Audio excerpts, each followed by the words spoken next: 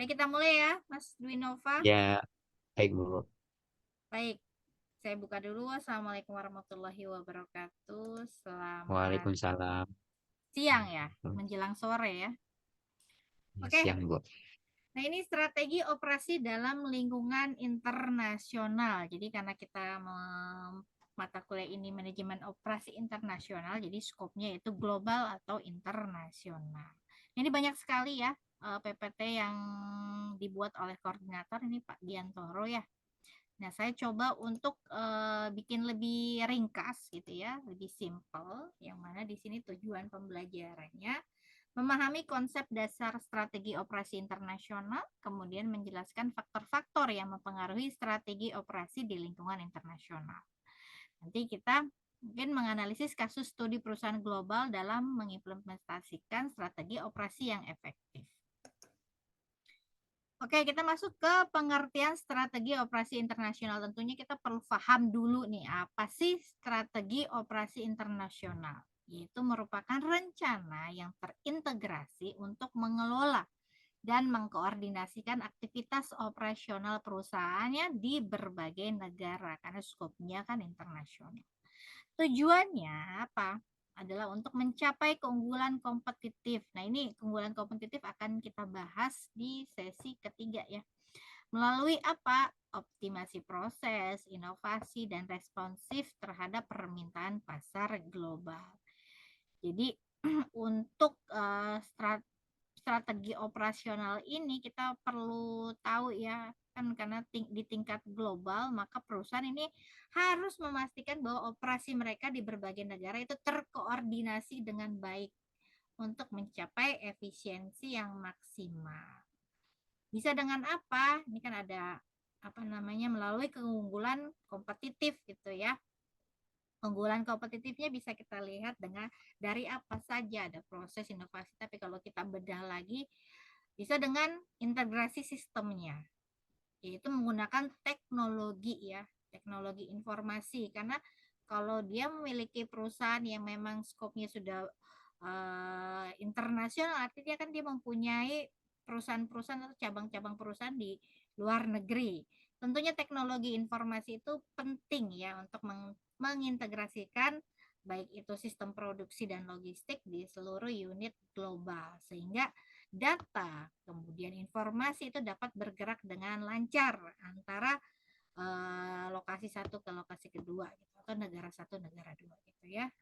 Kemudian yang lagi hit sekarang rantai pasok ya, manajemen rantai pasok, mengoptimalkan rantai pasokan lintas batas gitu ya, untuk memastikan ketersediaan terutama bahan baku ya, dengan produk jadi ya, dengan biaya-biaya mungkin yang efisien dengan waktu yang tepat dan banyak lagi.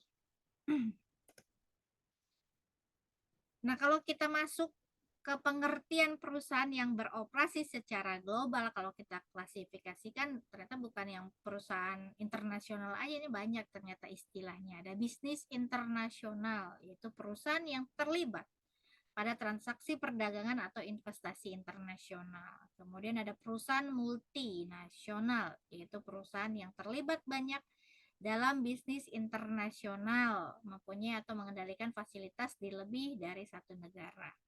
Perusahaan transnasional, artinya perusahaan yang terlibat banyak dalam bisnis internasional yang mana pengelolaan di tiap negaranya secara independen. Kemudian ada organisasi global, organisasi yang menghasilkan produk dengan standar, menghasilkan produk standar dengan melewati lintas batas. Ini ada contoh-contohnya masing-masing dan banyak lagi contohnya ya. Nah, untuk pertimbangan yang perlu dilakukan atau dianalisis untuk mencapai operasi internasional ini bagi perusahaan-perusahaan yang memang sudah go internasional, dilihat dari apa? Jika dia memproduksi ya, dia membuat sebuah produk, tentunya dilihat dari pertimbangan desain produk global. Jadi produknya bisa diterima nggak di luar gitu ya. Di setiap negara kan ada perbedaan sosial, budaya, sehingga perusahaan harus memperhatikan berbagai hal, misalnya kemasan dan cara pemasaran yang mungkin akan bervariasi. Jadi dari desainnya kita lihat sebagai pertimbangan. Kemudian desain proses global dan teknologi. Teknologi informasi dan komunikasi dapat membantu pengelolaan atau manajemen sehingga operasi global dapat diintegrasikan. Kemudian kita pertimbangannya adalah lokasi ya, analisis lokasi fasilitas global. Jadi menggunakan faktor kunci sukses untuk memilih negara, diantaranya dengan mempertimbangkan tingkat ekonomi nasional, tingkat inovasi. Nah ini kan perlu kita pertimbangkan ketika kita mau perusahaan kita mau go internasional ke negara apa, kita perlu lihat tingkat ekonomi di sana, kemudian inovasi di sana, jumlah penduduk yang terampil di sana, kemudian tingkat perubahan teknologi dan sebagainya. Kemudian yang terakhir adalah dampak budaya dan etika. Tentunya nggak hanya di tiap negara yang berbeda, bahkan kita aja yang di Indonesia di tiap daerah itu kan beda-beda ya budayanya. Misalkan kita di Pulau Jawa gitu ya. Di Jawa aja banyak ya, di Jawa, misalkan di Jawa Barat di sini, kemudian nanti di Jawa Timur itu berbeda sekali budayanya. Kemudian atau di lintas antar pulau itu juga beda. Nah, apalagi di antar negara, maka budaya yang ada di tiap negara itu kan berbeda-beda. Hal tersebut juga harus disikapi dengan arif agar kegiatan operasi perusahaan dapat sukses. Misalnya, jam waktu istirahatnya di sana berapa lama, itu pastinya beda seperti di kita di Indonesia. Kemudian perlindungan terhadap hak intelektual serta budaya korupsi nih. Kemudian selain produk juga tentunya untuk perusahaan-perusahaan jasa dalam mengelola operasi jasa di dunia global atau di lingkupnya internasional perlu pertimbangan. Nah, apa saja yang perlu dilihat gitu ya di bidang jasa bagi yang memutuskan untuk beroperasi secara internasional harus mempertimbangkan apa saja. Nah, ini bisa kita lihat kalau dari sisi operasionalnya terkait perencanaan kapasitas jasa yang akan diberikan perusahaan kepada para konsumen, kemudian perencanaan lokasi, desain fasilitas dan layout, serta penentuan jadwal pelayanan kepada konsumen. Nah, ini perlu kita pertimbangkan. Di sisi lain, kita juga menentukan apakah orang maupun fasilitasnya mencukupi untuk menjaga eksistensi jasa yang diberikan. Kemudian kita juga perlu mengidentifikasi pasar asing yang masih terbuka yang tidak dikontrol pemerintah, menentukan jasa yang paling banyak diminati oleh konsumen luar negeri ini kalau kita fokusnya mau internasional. Menentukan bagaimana mencapai konsumen global. Nah, faktor-faktor dari ketika kita ingin menerapkan operasi internasional ini, maka ada beberapa faktor yang perlu kita nilai gitu ya. Pertama, lingkungan ekonomi. Perbedaan ekonomi antar negara seperti tingkat pertumbuhan ekonomi, inflasi, dan nilai tukar juga termasuk ke dalam faktor yang akan mempengaruhi ketika perusahaan kita menetapkan go internasional. Kemudian regulasi pemerintah di setiap negara juga beda-beda terkait dengan ekspor impor ya, kemudian tarif di sana dan kebijakan industri yang berbeda-beda di tiap negara. Kemudian kondisi sosial budaya, bahasa, kemudian preferensi konsumen yang akan mempengaruhi desain produk dan promosi serta teknologi. Ketersediaan dan adopsi teknologi di berbagai wilayah serta dampaknya terhadap proses produksi. Nah, bagaimana caranya kita agar perusahaan kita memiliki keunggulan yang kompetitif, ya? Maka perlu kita lakukan atau menerapkan strategi yang perlu kita lihat dari analisis lingkungan, yaitu mengidentifikasi kekuatan, kelemahan, peluang, dan ancaman. Nah, ini keunggulan kompetitif nanti ini akan banyak dibahas di sesi 3. Nah, ini bagaimana cara menetapkannya? Perlu kita lakukan analisis lingkungan. Jadi SWOT ya, analisis SWOT. Jadi kekuatan, kelemahan, peluang serta ancaman itu perlu. Kemudian jangan lupa menetapkan misi perusahaan, menetapkan alasan keberadaan perusahaan dan mengidentifikasi nilai produk yang akan diciptakan oleh perusahaan. Baru kita menetapkan strategi atau membentuk strategi, yaitu membangun keunggulan bersaing seperti harga yang murah, kemudian fleksibilitas rancangan atau isi, mutu, penghantaran yang cepat, ketergantungan, jasa purna jual atau lini produk yang jelas. Ini berbagai bentuk strategi yang mungkin bisa diterapkan di perusahaan yang ingin go internasional. Nah, strategi dan isu operasi internasional terkait model strateginya bisa masuk ke dalam strategi operasi. Di sini adalah suatu fungsi yang menetapkan keseluruhan arah atau daya dorong untuk mengambil keputusan. Jadi visi ini harus diintegrasikan dengan strategi bisnis dan seringkali tetapi tidak selalu direfleksikan dalam perencanaan formal. Kemudian lakukan analisis eksternal, meliputi analisis mengenai kebutuhan konsumen, teknologi, perubahan sosial, perubahan ekonomi, persaingan, bahkan regulasi ya, di negara tersebut, serta perubahan politik dan lain-lain. Kemudian analisis internal, ya ini berarti dari perusahaan sendiri, yaitu analisis tentang berbagai input yang digunakan perusahaan seperti bahan baku, biaya overhead, tenaga kerja, manajemen, serta kondisi di dalam perusahaan yang bersangkutan. Nah, kalau kita lihat di sini ada matriks ya. Matriks dari strategi bisnis berdasarkan tingkat respon lokal dan integrasi global, serta strategi apa yang cocok gitu ya diterapkan di sini ada pertimbangan respon lokalnya. Kalau kita lihat di sini digambarkan dari ini. Kembali lagi. Nah, di sini bisa rekan-rekan lihat kalau kita melihat respon lokal tinggi, kemudian integrasi globalnya rendah, berarti di sini multinasional strategi ya, multi domestik sini.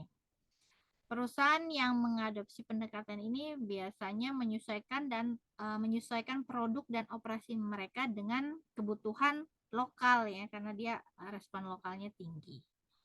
Di sini sudah ada contoh-contohnya ya. Jadi menggunakan model domestik yang ada secara global, waralaba usaha, patungan, dan anak perusahaan. Ini sini ada contohnya Heinz, kemudian McDonald, Body Shop, Hard Rock Cafe. Ini termasuk ke dalam strategi multi domestik ya. Kemudian respon lokalnya apa nih? Global strategi. Nih, ini tinggi ya. Di sini berarti perusahaan yang mengikuti strategi ini mengejar efisiensi melalui standarisasi produk ya dan proses di seluruh pasar. Standarisasi produk, skala ekonomis, pembelajaran lintas budaya. Kemudian respon lokalnya rendah ya, transnasionalnya. Nah, ini pendekatan ini menggabungkan elemen dari kedua strategi sebelumnya. Jadi berusaha untuk mencapai efisiensi global sambil mempertimbangkan kebutuhan-kebutuhan lokal. Satu lagi yaitu internasional ya. Ini perusahaan yang mengadopsi pendekatan ini menyesuaikan produk dan operasi mereka dengan kebutuhan-kebutuhan lokal, tapi juga memanfaatkan keunggulan global. Ini ya. Nah, ini ada penjelasannya di sini. Strategi internasional merupakan menggunakan ekspor dan lisensi untuk memasuki pasar global, gitu ya. Ini rekan-rekan bisa baca. Kemudian strategi multi domestik, apa contohnya apa? Strategi global dan strategi transnasional. Juga ada contoh-contohnya. Nah, ini bentuk perusahaannya yang menerapkan strategi operasi internasional. Kita lanjut ke sesi 3.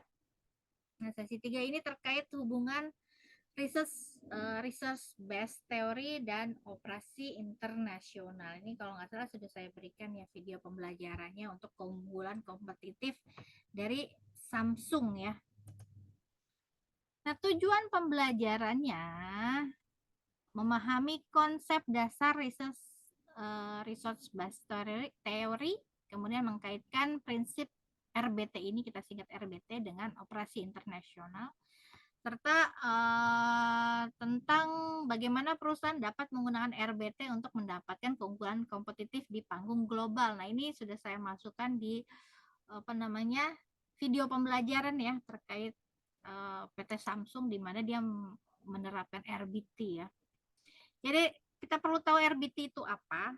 Jadi resource based theory adalah pendekatan dalam manajemen strategis yang menekankan pentingnya sumber daya internal perusahaan, jadi sumber daya dari perusahaannya sendiri, sebagai pendorong keunggulan kompetitif dan kinerja.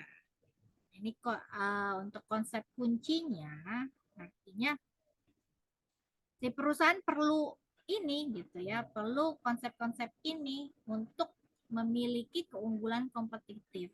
Kalau rekan-rekan sudah lihat video pembelajarannya itu, Samsung itu dia memiliki salah satunya adalah sumber daya yang sulit ditiru ya, sehingga menjadi sebuah keunggulan kompetitif. Nah, kalau kita bahas satu-satu, dilihat dari sumber daya. Saya klik malah berubah ini. Nah, lihat dari sumber daya berharga atau valuable. Artinya kan sumber daya yang berharga ini memberikan nilai tambahan signifikan kepada perusahaan dan membantu perusahaan meningkatkan efektivitas dan efisiensinya. Contoh mungkin ketika perusahaan itu dia manufaktur, artinya dia membuat sebuah produk, mungkin hanya dia yang memiliki bahan baku tersebut ya. Jadi contohnya kayak ke bahan baku gitu ya, yang lebih murah atau berkualitas lebih tinggi yang tidak dimiliki oleh pesaingnya gitu. Ataupun misalkan teknologi canggih yang mempercepat proses produksi atau yang meningkatkan kualitas produk gitu ya, yang tidak dimiliki oleh perusahaan pesaingnya. Dan juga keterampilan khusus dari tenaga kerja ataupun teknologi. Itu apa namanya? Contoh ya. Kemudian sumber daya langka. Nah, ini bisa kita kaitkan ke mungkin yang bisa kayak perusahaan-perusahaan tambang ya. Karena hanya dia gitu, jadi pesaingnya itu sedikit. Jadi sumber daya langka adalah mereka yang tidak mudah ditemukan atau diakses oleh pesaingnya. Bisa dari contohnya ya kasih, ya kan? Jadi contoh kayak perusahaan pertambangan untuk menambang di wilayah yang kayak akan apa namanya tergantung mineral kah atau apa, kan hanya dia gitu ya. Jadi pesaingnya itu, sehingga itu merupakan keunggulan kompetitif bagi si perusahaan tersebut. Nah, sumber daya sulit ditiru ini bisa Samsung, kemudian mungkin Google, Apple itu kan juga merupakan perusahaan-perusahaan yang memiliki sumber daya yang sulit ditiru.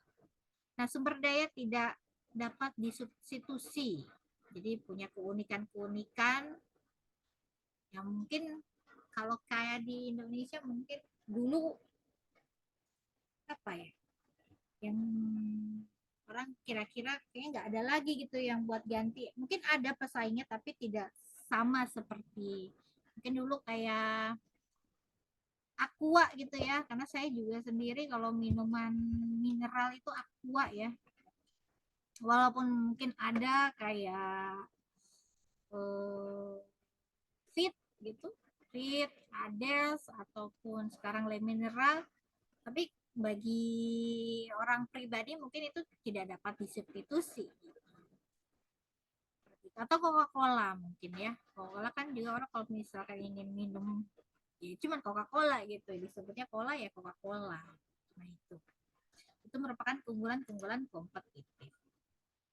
Nah, untuk sumber daya, jadi dalam konteksnya internasional ini dibagi lagi gitu ya, ada yang fisik, kemudian manusia dan organisasi. Nah, yang terkait fisik Ini mencakup semua aset fisik yang dimiliki atau dikontrol oleh perusahaan yang dapat digunakan untuk diimplementasikan ke dalam strategi bisnisnya. Contoh pabrik, mesin, lokasi geografis itu termasuk ke dalam jenis sumber daya fisik. Kemudian manusia, ini yang termasuk adalah keterampilan, kemudian pengalaman dan keahlian yang hanya dimiliki oleh si perusahaan tersebut terkait keterampilan khusus untuk misalkan mengoperasikan mesin gitu ya, atau memiliki keahlian lain yang memang tidak dimiliki oleh pesaingnya. Kemudian organisasi, sistem informasi, budaya perusahaan, dan proses internal. Ini termasuk ke dalam jenis sumber daya organisasi. Nah, strategi operasi internasional yang berbasis sumber daya ini bisa dilihat penerapannya, yaitu pertama dilihat dari lokalisasi sumber daya. Jadi perlu memilih lokasi internasional berdasarkan kekayaan sumber daya lokal yang unik dan berharga. Contoh di sini memilih India sebagai basis operasi untuk pemanfaatan talenta IT, karena kalau mungkin rekan-rekan pernah baca ya, rata-rata ahli IT itu kebanyakan orang-orang India ya. Saya nggak tahu kenapa, tapi ya di Google sendiri, di Apple itu kebanyakan orang India.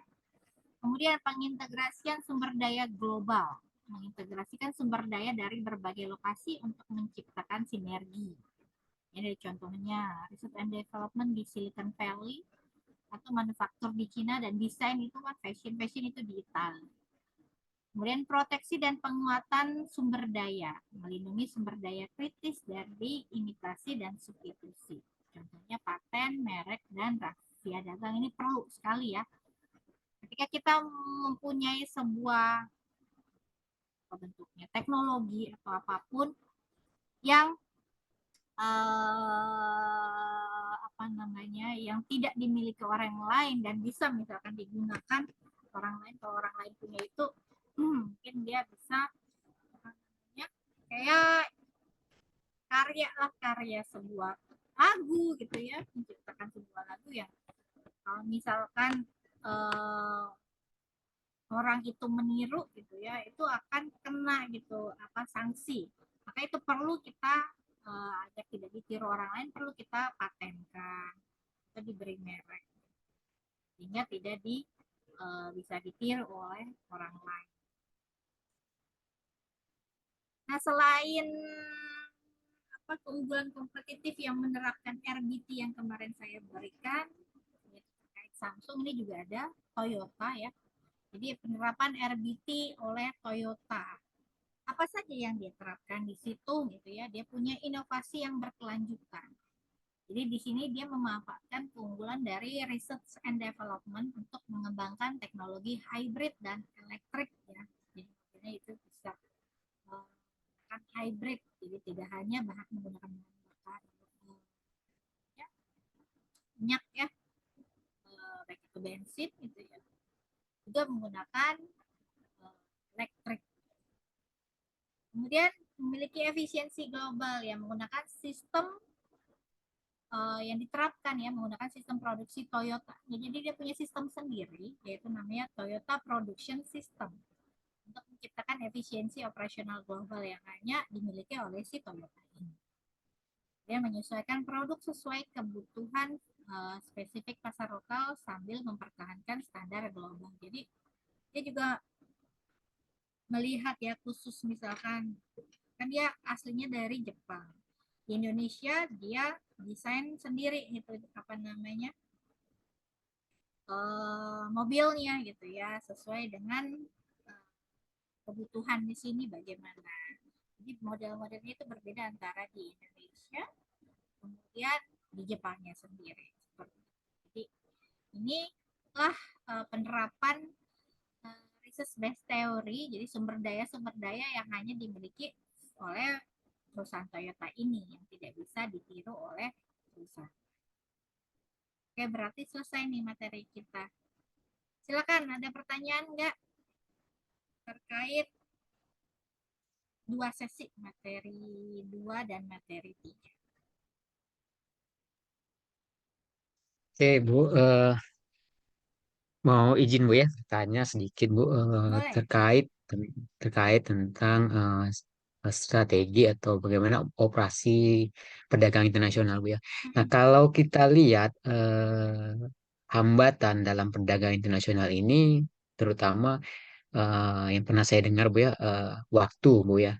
Kadang apa ya nama istilah itu di pelabuhan atau di perbatasan mm-mm, negara gitu Bu mm-mm. ada perdagangan internasional itu kadang-kadang waktu tunggu itu lama dalam melintasi batas dari Betul. segi pengurusan dokumennya belum lagi pemeriksaan barangnya. Nah, akibat waktu tunggu lama itu sempat dikatakan bahwa akan mempengaruhi daripada nilai dari harga barang itu, katanya Bu. Nah, apakah bisa diatasi tidak, Bu, hambatan-hambatan perdagangan internasional itu ketika berkaitan dengan waktunya, Bu, itu?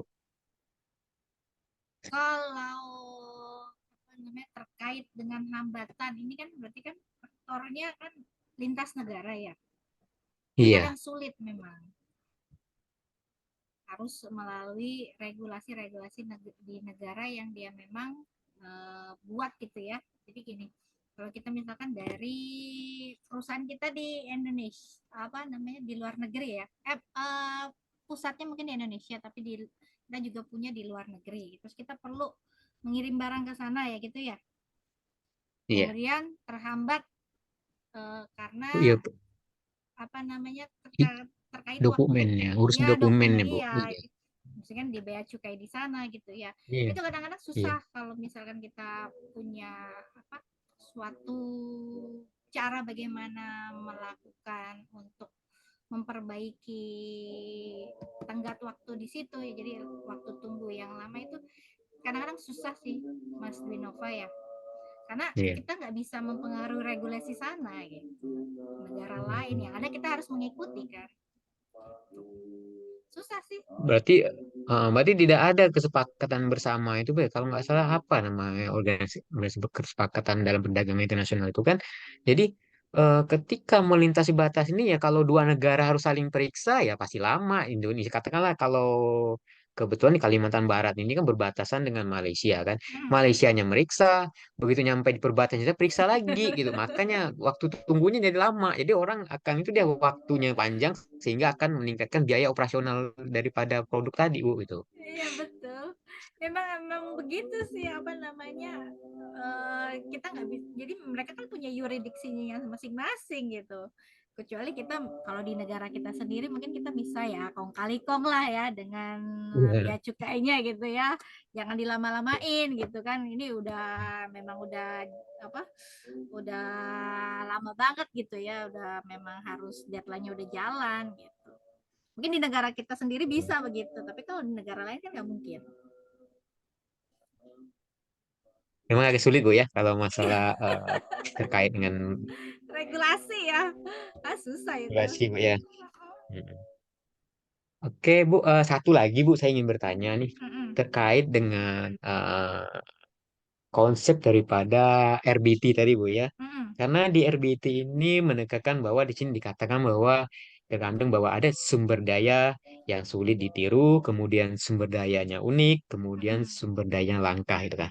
Nah, Betul. dalam dalam dalam lingkup yang kecil saja nih, Bu, ya. Katakanlah saya perhatikan bagaimana cara cara berdagangnya pedagang asongan, Bu. Pedagang asongan. Apakah dia menerapkan daripada konsep RBT ini tadi? Karena kan dia kalau di pedagang Indonesia ini gitu kan ketika di perbatasan ini ketika lihat kadang begitu penumpang turun istirahat di perbatasan dia nih ngejar gitu Bu kan menawar setengah memaksa lah gitu kan apakah itu salah satu keunggulan daripada RBT yang dia terapkan sementara di batas sebelah di Malaysia juga ada pedagang cuma biasa aja mereka ketika berdagang teratur gitu tidak mengejar-ngejar penumpang gitu kan nah Uh, tapi di Indonesia di Indonesia sendiri gitu kan pedagang ini wah dikejar-kejarnya penumpang Bu gitu kan. Apakah ini salah satu keunggulan kompetitif dari pedagang asongan kita tadi? Padahal dari kultur budayanya sama-sama dari budaya masyarakat setempat. Ini kan budaya Melayu dengan budaya Mm-mm. masyarakat Dayaknya gitu kan. Mm-mm. Di dua negara yang sama itu. Cuma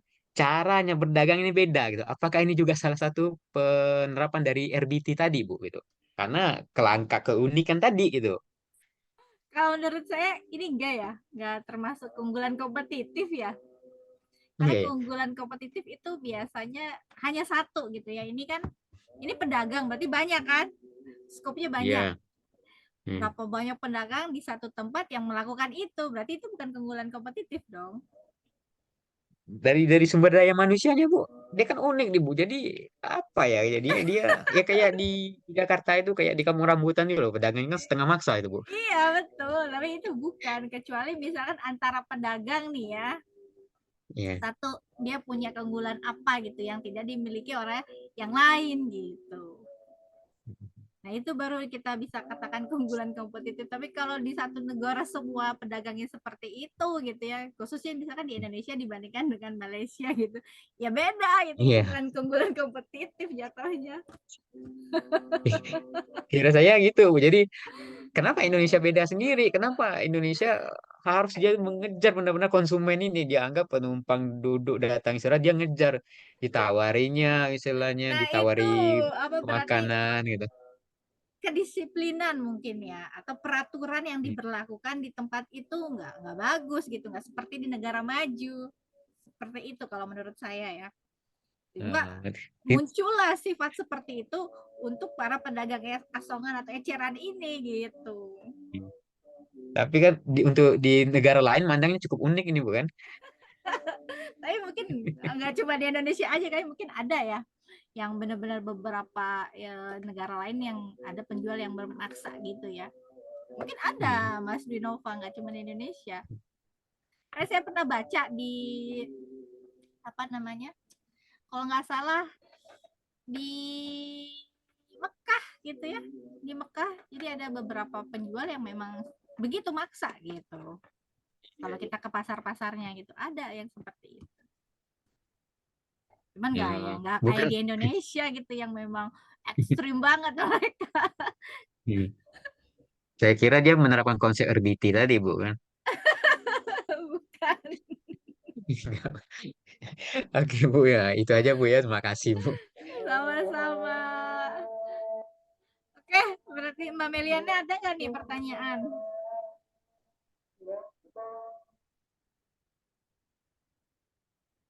Baik, kalau tidak ada, karena kebetulan sudah ajan juga, saya tutup ya. Terima kasih rekan-rekan yang sudah hadir di sesi weekend kita. Saya tutup. Wassalamualaikum warahmatullahi wabarakatuh. Waalaikumsalam warahmatullahi wabarakatuh.